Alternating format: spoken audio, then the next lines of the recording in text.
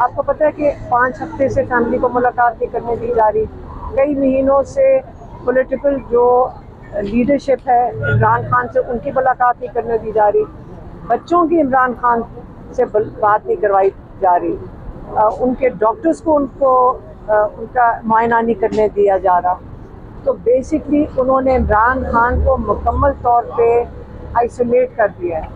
और हमारा ये बहुत इसके ऊपर हमारी परेशानी है कि इमरान खान को आइसोलेट क्यों किया जा रहा है। तो हम इसलिए कई 2-3 दिनों से हाई कोर्ट में आ रहे हैं, क्योंकि जब हम अडयाला जाते हैं ट्यूसडे को, मंगल वाले दिन मुलाकात के लिए अडयाला गए तो हमारे लिए तो नाके लगा दिए जाते हैं। तो हमने उनको जब पुलिस वालों को कहते हैं कि हमारे पास 3 रुकनी बेंच के कोर्ट ऑर्डर्स हैं, तो वो तो कहते हैं हम इस कागज़ को समझते कुछ नहीं है। तो आज आखिरकार हमारे जो साथ बैरिस्टर गौहर थे, सलमान अकरम राजा थे, नियाजुल्लाह नियाजी थे, तो हमने खुद तो हम आ गए थे 9 बजे सुबह। तो सुबह तो जज साहब का कोर्ट जल्दी खत्म हो गया था, कोई 9:20 पे। तो हम वहाँ बैठे थे इंतज़ार में कि आप हमें टाइम दे दें, हम मुलाकात करना चाहते हैं। फिर आज तो 20 मिनट के लिए हमारी चीफ जस्टिस के साथ मुलाकात हुई और उनको यही मैंने भी कहा कि एक जज साहब इमरान खान के केसेस कोई नहीं लग रहे, दूसरा आपके जो ऑर्डर्स हैं उसकी पटियाला जेल में सख्त तरीके से तौहीन हो रही है। तो जज साहब ने ये कहा कि उन्होंने तो 3 रुकनी बेंच का ऑर्डर है, तो ये कैसे हो सकता है कि उनके ऑर्डर की उसको इम्प्लीमेंट नहीं किया जा रहा। तो यही उनका अपना कंसर्न मैंने ख़ास तौर पे जज साहब को कहा कि जब हमें जेल के बाहर उनकी इंसल्ट की जा रही होती है ऑर्डर्स की, जब वो तौहीन कर रहे होते हैं इस ऑर्डर की, मुझे सख्त परेशानी है कि अगर इस तरह तौहीन अदालत करती जाएगी कोर्ट और अगर नहीं सुनेंगे तो आगे चल के हमारे इस निज़ाम का क्या बनेगा। अगर आप उनको जेल में भेजें जो आपकी तौहीन करें कोर्ट्स की, ये कुर्सी सिर्फ एक इंसान की नहीं है, ये पाकिस्तान का तहफ़्फ़ुज़ कोर्ट्स ने करना है। ये रूल ऑफ लॉ, ये वही चीज़ है जो 29 साल से जिसके लिए इमरान खान खड़ा है, वो है रूल ऑफ लॉ। ये इंसाफ जो का निज़ाम है, इसके लिए इमरान खान ने ये तहरीक चलाई थी। आज उसके नताइज ये तो नहीं होने चाहिए कि आज अगर जज ऑर्डर दे और उसकी इस तरह तौहीन एग्जीक्यूटिव बॉडी करे, तो जज साहब को इसके ऊपर उन्होंने कहा मैं नोटिस दूंगा। उन्होंने ये यकीन दहानी कराई है कि अगर ट्यूसडे को फैमिली की और लॉयर्स की मुलाकात नहीं कराई जाती तो फिर वो मेरा ख्याल है कि उनको कंटेम्प्ट ऑफ कोर्ट लगाएंगे उन इंतज़ामिया पे जिन्होंने ये ऑर्डर दिया। हालांकि मैंने जज साहब को बताया कि देखें वहाँ पे जो इंतज़ामिया है वो आगे से कहती है हमारा कसूर नहीं है, ये तो हमें ऊपर से ऑर्डर आ रहे हैं। ये मैंने ज़रूर कहा था कि जो असल में ऑर्डर दे रहा है आप उनको भी बुलाएं, वो जो कहते हैं कर्नल साहब वहाँ बैठे हैं आप उनको भी बुलाएं। तो तौहीन अदालत तो वो करवा रहा है, वो कह रहे हैं सारे, लेकिन ये सिस्टम तो गलत है कि हर बंदा कह दे कि किसी और की जिम्मेदारी है, हर बंदा कह दे कि मुझे ऊपर से ऑर्डर आया। तो जजेस के साथ तौहीन के ख़िलाफ़, जो तौहीन अदालत और इसके ख़िलाफ़ हम सबको पाकिस्तानियों को जजेस के साथ खड़े होना चाहिए। हम इनको सपोर्ट करेंगे, ये हमें इंसाफ दे सकें। हमने उनको जज साहब को भी ये कहा कि हम आपके साथ खड़े हैं, हम आप जजेस की तौहीन बर्दाश्त नहीं करेंगे। आपके साथ अगर तौहीन, आपकी रूलिंग्स के ऊपर तौहीन होएगी, हम आपके साथ खड़े और आप हिम्मत करें और पाकिस्तानियों को इंसाफ दिलाएं। मेहरबानी। Thank you. मुझे देते रहते हैं, इसको हटाओ, मुझे लगा दो, इसको घर भेजो, मुझे उसकी जगह बिठा दो। इस तरह से मुल्क ना कोई चला है पहले, ना ये मुल्क चल सकता है। इसलिए बहुत ज़रूरी है कि मुल्क में नए इंतखाबात करवाए जाएं और वोट डालने वाले जीतें, वोट गिनती करने वाले ना जीतें। मशरकी पाकिस्तान का सानिया इसीलिए हुआ था कि वोट डालने वालों को हराया गया, वोट गिनती करने वालों ने अपनी मर्जी की गिनती करके सर जैसे आपने कहा कि असल मसाइल से तवज्जो हटाई जा रही है, असल मसाइल इस वक्त यही हैं कि सुप्रीम कोर्ट ने हुक्म दे दिया है कि जो 9 मई के केसेस हैं 4 महीने के अंदर ट्रायल इनका मुकम्मल हो। उमर अयूब साहब की जो सीट थी उसके ऊपर जो स्टे था उसको ख़त्म कर दिया गया, वो भी सीट खतरे में है। तो PTI की जो इंटर पार्टी इलेक्शन वो इलेक्शन कमीशन में वो भी, तो स्पेस अभी PTI को मिल रही है या वो देख रहे हैं ख़त्म हो रही है, ये असल मसाइल हैं। मैं आपने जो मुरक्कब पेश किया है सवालात का, उसमें मैं एक एक करके, पहला ये है कि उमर अयूब के हलके के बारे में इलेक्शन कमीशन ने जो कार्रवाई जारी रखी हुई थी उसका स्टे इस्लामाबाद हाई कोर्ट ने खारिज कर दिया है। पहली बात यह है कि जो सेक्शन 9(3) है 2017 के इलेक्शन एक्ट का, उसमें लिखा हुआ है कि जो ही आ जाएगा गजट नोटिफिकेशन किसी के रिटर्न कैंडिडेट होने का, ये कि इलेक्शन वो जीत गया है, उसके 60 दिन के बाद इलेक्शन कमीशन कोई कार्रवाई नहीं कर सकता। ये तो कई 60 दिन गुजर गए, इसलिए इलेक्शन कमीशन अब सियासत कर सकता है।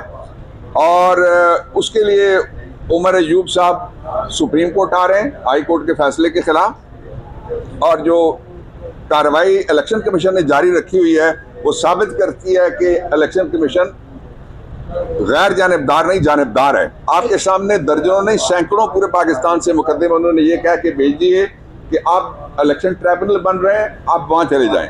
एक बात ये, दूसरा ये है कि उमर अयूब की सीट को कोई खतरा नहीं है, शहबाज शरीफ की सीट को तो यकीनन खतरा है, इसलिए कि वो अंदर से लगे हुए हैं, जो दूसरे पानी पानी खेल रहे हैं वो एक दूसरे के पीछे।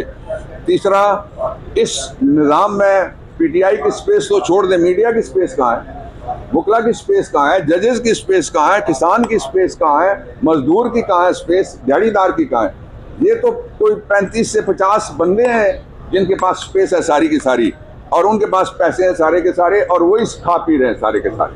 सर नवाज शरीफ ने अपना स्टे बढ़ा दिया, पहले जुमेरात को सुनने में आया था कि जुमेरात को वापस आ रहे हैं, तो अभी इन्होंने कहा जी मजीद टेस्ट होने हैं, मजीद इलाज होगा, तो उन्होंने अपना क़याम वहाँ बढ़ा दिया। उनके टेस्ट, चूँकि पाकिस्तान में लोग ने खाना छोड़ दिए, वो सारे बर्गर जो लंदन में मिलते हैं आज़ादाना, इसलिए वो टेस्ट करने के लिए 2 बड़े ज़बरदस्त ब्रांड, मैं नाम नहीं ले सकता, वो ब्रांड जो है वो उन्होंने ऑर्डर किए होंगे 2-2 दर्जन रोज़ाना की बुनियाद के ऊपर। यहाँ होते हैं तो उछल कूद कर रहे होते हैं कि मैं बीमार हूँ, मुझे बाहर भेजो, बाहर जाते हैं तो वहाँ जाके उनके पता नहीं क्या क्या खराब हो जाता है। Don't want to comment on it. अब तो वो फ्रॉड खुल गया है, क्या तब किया जाए। सर आपने ये कड़ियाँ क्यों मिलती है इस तरह से? देखें, उनके कारोबारी जो है अपना बहुत ज़्यादा इंटरेस्ट उनके हैं, उनको आपको पता ही है, मोदी साहब उनके ज़ाती फंक्शन पर बग़ैर वीज़े के और अपना लाओ लश्कर लेकर आते हैं उनके दौर में, और फिर उनके जो है कारोबारी जो शरीक कार होते हैं वो यहाँ आते हैं और बाकायदा उनको जो है उनके फर्जंद अर्जुमंद लेके जाते हैं। तो वो उनके ज़ाती ताल्लुकात माशाल्लाह इस कदर हैं कि वो शादियों में भी दावतें होती हैं। तो ये अपना कारोबारी जब तबकाती जो वो है वो उनका ज़्यादा इंटरेस्ट जो है मलहूज़ रखते हैं मुल्की मफाद के मुकाबले में। तो अगर उनका ये वतीरा है जो हमने देखा है, जिस तरीके से धरती माँ को लूटा है, जिस तरीके से उन्होंने ऑफशोर कंपनीज बनाई हैं वहाँ, जिस तरीके से उन्होंने पार्कलैंड व्यू के जो दुनिया के महंगे तरीन फ्लैट्स हैं उनमें रहते हैं और उसकी ट्रेल नहीं देते हैं, और जिस तरीके से 1 हाइड पार्क 50 मिलियन पाउंड में बेचा जाता है, एक उनके फर्जंद अर्जुमंद बेचते हैं, और जिस तरह से हुदैबिया पेपर मिल बनती है, और जिस तरह से काजी फैमिली के अकाउंट्स में जो है लेयरिंग करके पैसा घुमाते फिराते हैं, और जिस तरीके से फिर इकोनॉमिक पैकेज देकर उसको राइट ऑफ करवा के वाइट करते हैं, ये सारी चीज़ें कौम के और मुल्क के सामने हैं।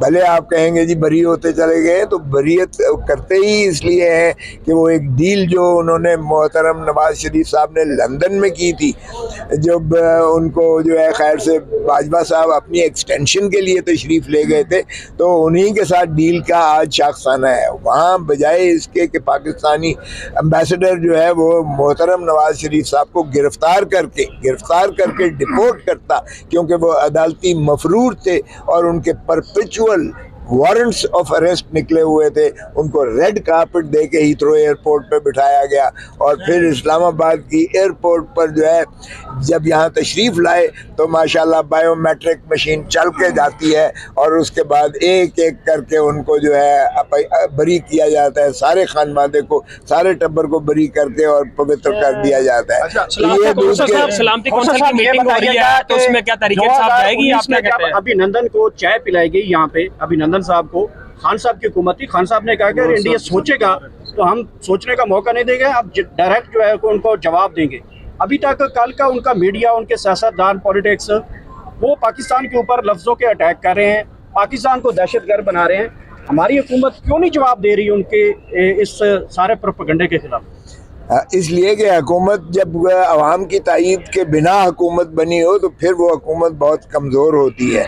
अभी तो वो गिड़गिड़ा के अपना ये जो है अपने साथियों को या मिडल ईस्ट को या सऊदी अरब को या अमेरिका को वो जो है कोशिश करेंगे कि हिंदुस्तान इससे आगे न बढ़े, क्योंकि हिंदुस्तान ने कहा है कि 26 जो उनके शहीद हुए हैं या मरे हैं कि हमने तो नहीं मारे हैं, हमने तो मजम्मत की है, पाकिस्तान ने मजम्मत की है उस बात की, लेकिन उन्होंने हालांकि 400 किलोमीटर है, वो कोई बॉर्डर के ऊपर नहीं है जो हुआ दहशतगर्दी का जो अमल है।